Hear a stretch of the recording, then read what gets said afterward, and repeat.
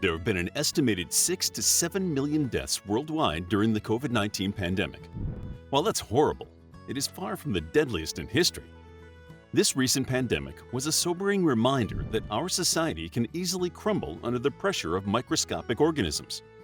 Viruses and bacteria have held power over the human race for millennia, and history is littered with pandemics that shook the human race to its core.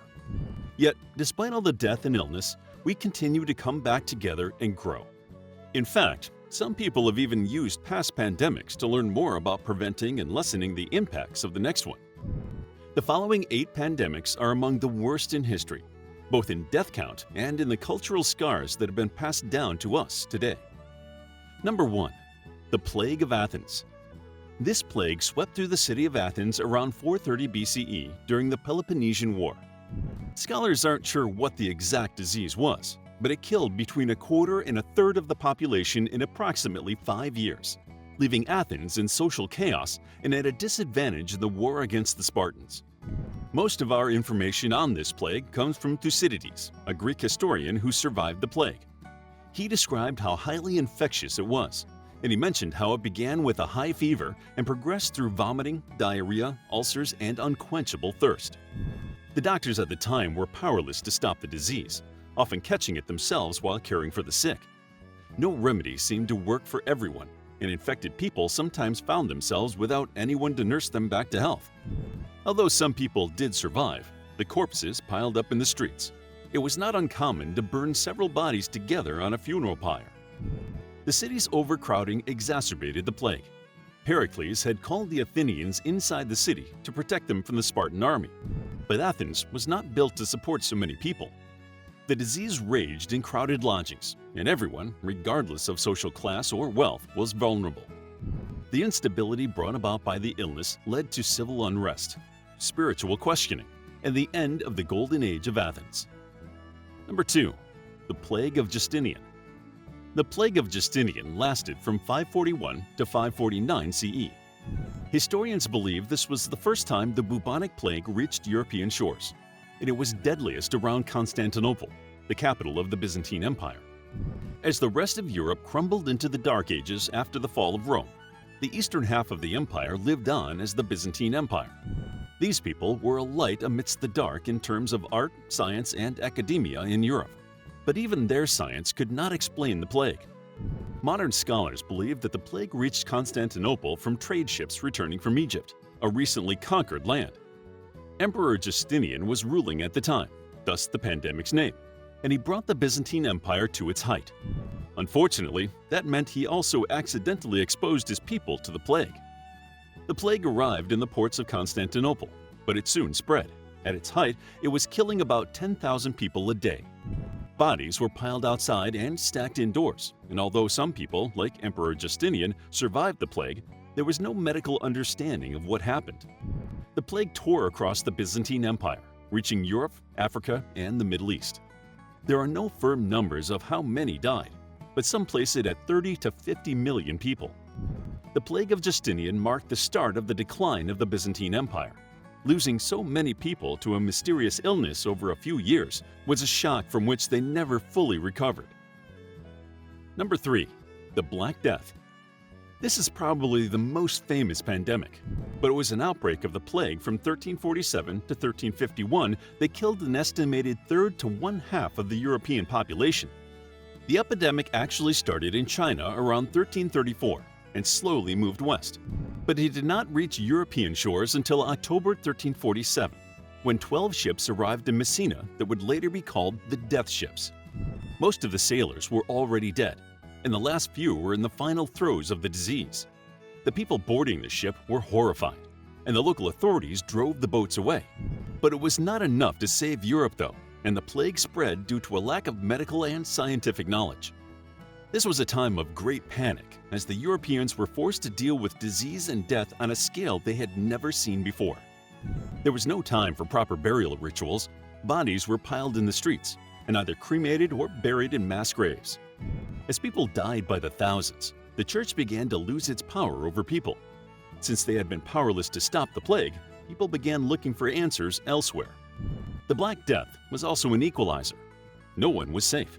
which meant the rich were just as susceptible as the poor. As the people began to better implement quarantines, the disease finally subsided. The people came back together and started rebuilding a better life for everyone. Number 4. The Great Plague of London. The Black Death was not the final outbreak of the plague. It resurfaced in Europe every few years, and London was one of the most notorious places for the outbreaks. In April 1665, London's last plague outbreak began. It is believed that fleas from infected rodents were once again the cause. But this outbreak would prove to be one of the worst in England. Before this, England had created laws to isolate the sick. By the early 1500s, it was required that plagued houses be marked clearly, and you were required to publicly disclose if you lived in a house with infected family members. All of this did not stop the Great Plague of London. Over the course of about 7 months, an estimated 100,000 people died in the city and surrounding villages. Infected people were forcibly shut into their houses, and all public entertainment was cancelled in an attempt to stem the infection rate. Historians are not sure what ended the Great Plague. Isolating the sick certainly helped, and some historians believe the Great Fire of London also helped. Normally, huge fires are not seen as good things. This one started on September 2, 1666, and burned down a significant part of London in only 4 days. Although it left massive destruction, the fire also obliterated the plague. There would never be another massive plague outbreak in London again. Number 5. Smallpox in the New World. Smallpox was endemic to the Old World. The people had dealt with it for centuries and had built up some immunity. Of course, people still died from smallpox, but the death rate in the New World displayed the complete devastation that this disease could bring. When the first European explorers arrived, they unwittingly brought their diseases. The native people had no immunities and were suddenly hit by catastrophe as smallpox ran through the population, killing tens of millions. The Europeans brought other diseases like influenza and measles, but smallpox is remembered as being particularly destructive to the native populations. Historians believe that at least 90% of the population died in a little over a century from European diseases. Whole civilizations perished from the pandemic, and farmlands were abandoned, which some historians believe led to global climate change as the Earth cooled in the 16th century. Smallpox and other diseases nearly obliterated the population, which actually aided the Europeans' conquests.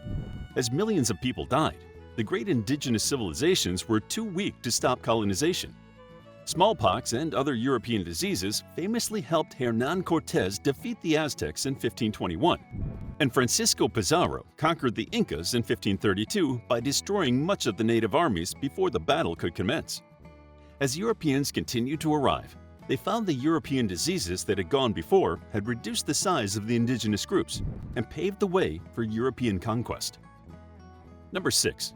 Cholera in London. Although the Great Plague of London was the last outbreak of the bubonic plague, London had not finished suffering from pandemics. In the early and mid-18th century, cholera killed thousands of people. The disease comes from contaminated drinking water, which London certainly had plenty of.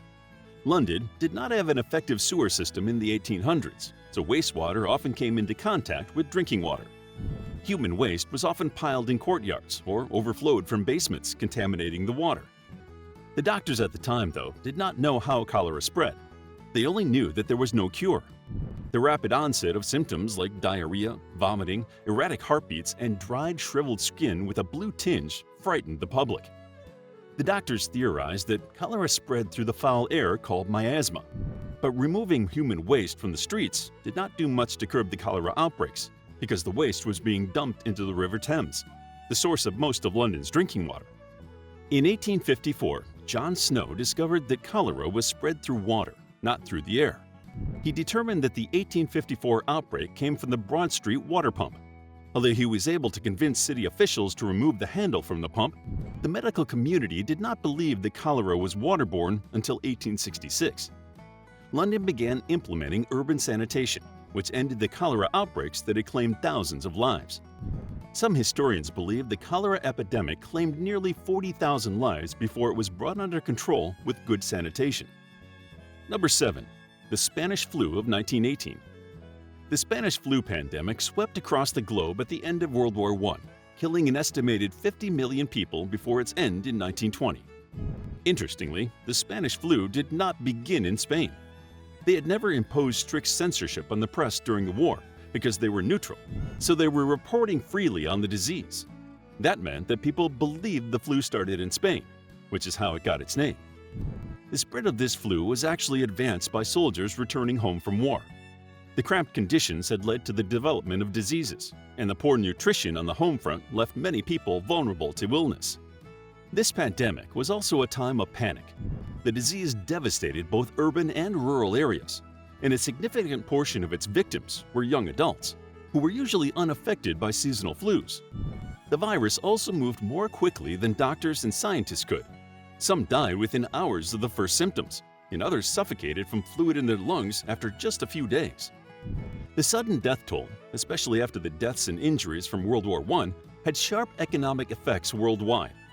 Manufacturing dropped by half in the United States. Farming stalled in Africa.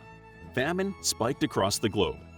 The pandemic finally ended when enough people developed an immunity to the Spanish flu. But illness and death were certainly not the welcome home that many soldiers had expected after the war. Number 8. HIV and AIDS. The HIV and AIDS epidemic is still ongoing. It probably developed from a chimpanzee virus that crossed over to humans in the 1920s in West Africa. It then spread across the globe, officially becoming a pandemic in the 1980s. Today, many see HIV and AIDS as an epidemic, as the spread of the disease has slowed and is more localized in certain countries. HIV stands for Human Immunodeficiency Virus, and it is spread through the exchange of bodily fluids. Once infected, the virus attacks the immune system. Eventually, so much of the immune system will be destroyed that the body cannot defend itself from illness. This is called acquired immunodeficiency syndrome, or AIDS. When the pandemic exploded, it was met with mass hysteria. There was little understanding of how the virus spread or who it could infect. Since it initially affected the gay community, which was already highly stigmatized at the time, they became even more alienated than they had been before. It wasn't until 1987 that medication was discovered for treating HIV. There have been other advancements in HIV treatment, but there is still no cure. Still, with early testing and a medication regimen, people who contract HIV can live nearly normal lives. This pandemic continues to affect life today. Sub-Saharan Africa continues to be severely affected by HIV and AIDS, a situation that is still being studied by scientists to determine if the HIV strain is more virulent in Africa. However, access to medication is ever improving, giving hope that we may eventually see an end to the HIV and AIDS epidemic.